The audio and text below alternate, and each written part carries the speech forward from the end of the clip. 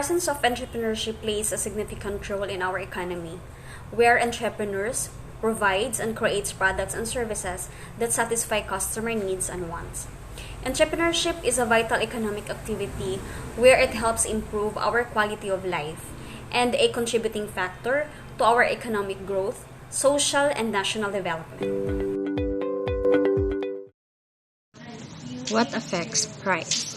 In a market economy, individual consumers make decisions about what to buy, and business owners are also driven by the desire to earn profits. These two groups, the consumers and producers, together determine the quantities and prices of goods and services produced. To understand how this works, you need to understand two important forces, the supply and demand. Supply is the quantity of a good or service a producer is willing to produce at different prices. Suppliers are willing to supply more of a product or service at a higher price. Demand is the quantity of a good or service of that consumers are willing to buy at a given price. As the price of the service or product decreases, consumers are willing to purchase more of the product or service. Demand rises as the price falls. In the market structure, it determined by the nature and degree of competition among businesses that operate in the same industry. The main criteria used to distinguish between different market structures are the number and size of sellers and buyers in the market, the type of goods and services being traded, and the barriers to entry into the market for sellers. There are four major market structures. The first one is perfect competition, next is monopolistic competition, oligopoly, and lastly is monopoly. A market with perfect competition consists of a very large number of businesses producing nearly identical products and has many buyers. In monopolistic competition, a market has a large number of independent businesses that offer somewhat different products. There is much competition in monopolistic in which buyers shop for the best deal, while in an oligopoly, similar goods and services are sold by a small number of large businesses that dominate a market and they have influence over the price charged. That is why it makes the new business to enter in that particular industry. Lastly is monopoly, where there is only one provider of a product or service and able to charge whatever price it wants because consumers have nowhere else to go and find a better price.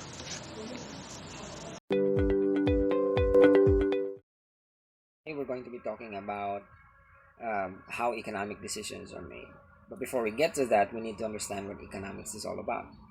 Economics is all about determining how best we allocate our scarce resources in order to achieve maximum welfare.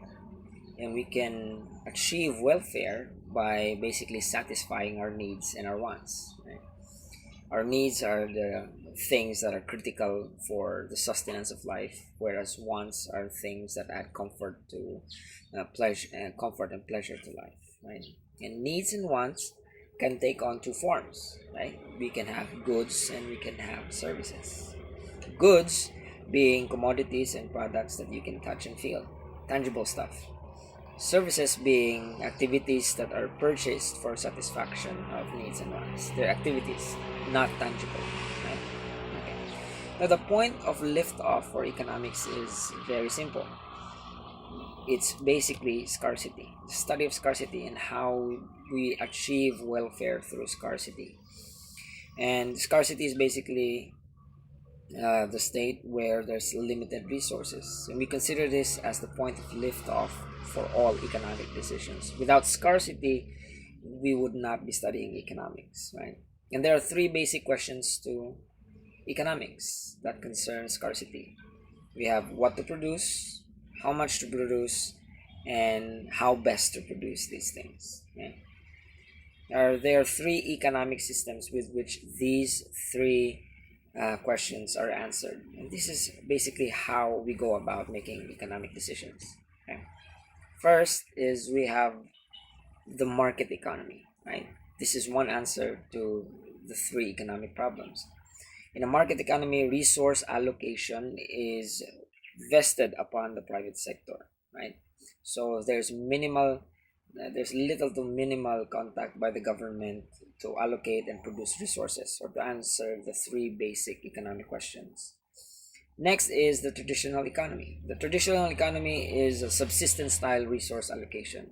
What happens is that their smallest economic units, being the family, produce only for themselves, and they live off what they can produce. So that's a traditional kind of an economy. The last is the command economy. In the command economy, the major economic problems of what to produce, how much to produce, and how best to produce these things is determined by the state, meaning the government controls all factors of production: land, labor, and capital. So these are the three economic systems that basically dictate how economic decisions are made. Okay? We have market, traditional, and the command economy. But the main gist for all economic systems is basically to answer the three basic economic questions: what to produce, how much to produce, and how best to produce it in order for us to achieve maximum welfare. And that's how economic decisions are made. Thank you. Entrepreneurship is an economic phenomenon involving a link of two phenomena: the presence of lucrative opportunities and the presence of enterprising individuals. Over the years, scholars have provided numerous definitions of entrepreneurs, each of which has differed in various respects. A theory of the entrepreneur is needed to explain firm success or failure, firm creation and growth, economic growth and development, and income distribution. The economics literature acknowledges the central role of entrepreneurs in economic development, the creation of wealth, and evolutionary change.